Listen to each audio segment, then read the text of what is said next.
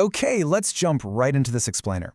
We're looking at how post-war London's desperate housing crisis morphed into a seriously alienating architectural movement. It's a fascinating ride through literature, sociology, and urban planning. We're basically going to see how really well-intentioned ideas to rebuild a completely broken city turned into these massive concrete monoliths that ended up shaping and honestly often shattering the communities living inside them. Do modern tower blocks become vertical urban slums faster than the older houses they replaced? Now, that is a fantastic hypothetical question. It was actually posed by British author Colin MacInnes in a 1971 letter to his publisher, and you know what? It perfectly frames everything we're looking at today. See, MacInnes was a writer deeply in tune with the margins of society, and his novels actually answered this question before he even formally asked it in that letter. He watched London's skyline transform in real time, and he made sure to chronicle the true human cost of that transformation.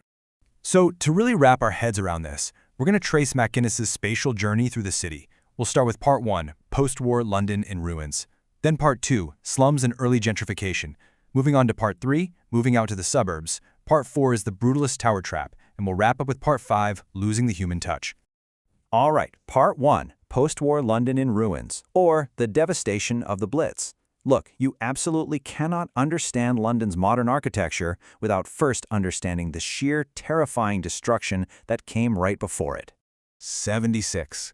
Just sit with that number for a second because it represents a truly unimaginable period of human endurance. Starting in September 1940, London was bombed for 76 consecutive nights by the German Luftwaffe, literally night after night, with only a single day of rest during that entire stretch. The physical landscape of the city was completely pulverized. Neighborhoods were reduced to total rubble, and the existing housing stock was just decimated. So here's the crucial takeaway. This overwhelming devastation completely forced local authorities into a corner. By October 1940, with 25,000 citizens suddenly and instantly homeless, there was zero time for idyllic, slow-paced urban planning. The government had to scramble for rapid, inexpensive reconstruction strategies. The priority definitely wasn't aesthetics, and it for sure wasn't about fostering deep community ties. It was purely about getting roofs over heads as cheaply and as quickly as humanly possible. And this is where Colin MacInnes comes in. His famous London trilogy chronologically maps this exact working-class experience right onto the city's changing physical geography. It's brilliantly done. In his 1957 book, City of Spades, we are pushed down underground, right into the slums. By 1959's Absolute Beginners, we start moving horizontally, pushing outward into the sprawling suburbs.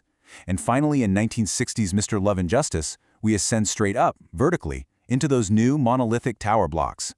Which brings us to Part 2, slums and early gentrification, what we can call the underground sanctuary. Our journey starts exactly where MacInnes started his, right at street level, deep down in the slums.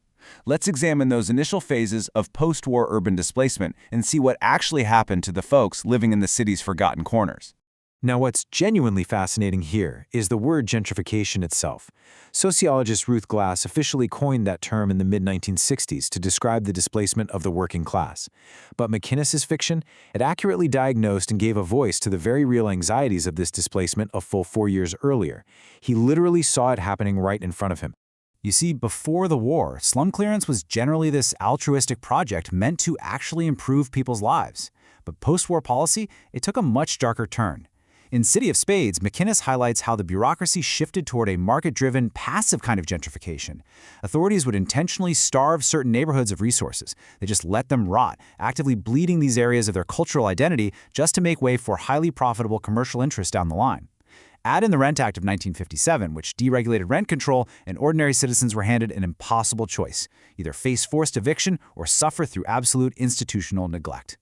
Let's shift gears to Part 3, moving out to the suburbs, taking the flinterist perspective.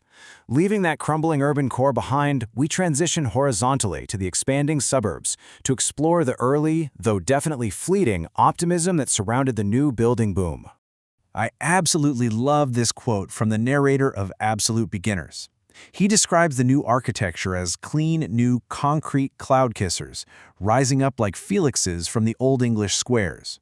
Now, felixes were reference to VB-6 missiles. Through this elevated, panoramic, almost cinematic view, MacInnes captures a genuine sense of utopian hope. It felt modern, it was clean, and it felt like this bold leap right into the future. playfully contrasting these towering concrete high-rises with the traditional cityscape. But here's the catch. That optimism totally depended on who you were. MacInnes draws a really sharp divide here. On one hand, you have the young narrator acting as a modern flaneur. He's enjoying this revolutionary mobility, just zipping effortlessly between different zones of the city. But for the trapped citizens, the older generations and displaced community gangs, the reality was grim. They found themselves completely isolated in what the book calls crazy little islands of slum habitation. They were literally walled off by the very same concrete precipices that were supposed to connect and modernize the city. That takes us right into part 4, the brutalist tower trap, ascending into alienation. Now we are going to ascend vertically into those concrete cloud kissers and really examine the stark, honestly tragic contrast between architectural theory and bureaucratic reality. The gap between what was planned and what was actually built is just staggering. Originally the utopian vision, championed by pioneers like Le Corbusier and brutalist architects Allison and Peter Smithson, was all about creating machines for living. They focused on community, Mediterranean primitive ethics, and a sort of honesty in using raw materials. But when the local councils got hold of these designs, they stripped away all the ethics and kept only the cheap aesthetic. They essentially built mass-produced barracks using extreme cost-cutting measures. So the end result wasn't a thriving community, it was severe, crushing social alienation. MacInnes dives deep into this absolute nightmare in his final book, Mr. Love and Justice. He illustrates this really dark kind of social leveling where a pimp and a policeman become geographically equalized. Because of the housing situation, they are forced to be neighbors in the exact same oppressive estate. MacInnes even equates these new estates to some vast imaginary jail. The fundamentally utilitarian design literally mimicked actual prison cells, acting as these inverse panoptic totems. By completely stripping away any shared social spaces, the architecture forced occupants into extreme isolation, which inevitably led to soaring crime rates. So this era's initial optimism tragically backfired. The big building boom of the 1950s adopted the brutalist aesthetic in name only. By 1966, you have these towering structures like the 22-story Ronan Point being thrown up using cheap, prefabricated methods. And then, just 2 years later, in 1968, the unthinkable happens. A simple kitchen gas explosion causes the structural joints of Ronan Point to completely separate. This led to a catastrophic partial collapse that killed 4 people. It was a horrific wake-up call, proving that experimenting with cheap, rapid building techniques on a mass scale was literally tantamount to experimenting with human lives. Let's move to our final section, Part 5. Losing the human touch, or the cost of smoothness. We need to look at how modern architecture lost its human touch entirely in this blind pursuit of economic efficiency. Remember, brutalism was originally meant to be a deeply ethical architectural movement, but institutions just applied it as a cheap, superficial facade to mask a massive grand-scale social problem of poverty and displacement. By aggressively cutting costs, they completely ignore the absolute necessity of local amenities, communal gathering areas, and safe outdoor spaces. The cost of smoothness in these sleek, highly utilitarian designs was the complete and total destruction of community and mental well-being. And sociological research from the era backs this up with a truly staggering reality. Check this out. Nearly half of all rehoused citizens said they would have gladly moved right back to the original slums if they were just given the chance. I mean, really think about that. These modern, indoor-plumbed, scientifically designed tower blocks were so profoundly isolating and devoid of human warmth that 50% of the people living in them actually preferred the crumbling, dilapidated, but community-rich slums they had just been forced to leave. That is wild. Which brings us to a final, incredibly pressing question. If our most ambitious urban planning ultimately alienates the very people it was built to save, who are our modern cities really designed for?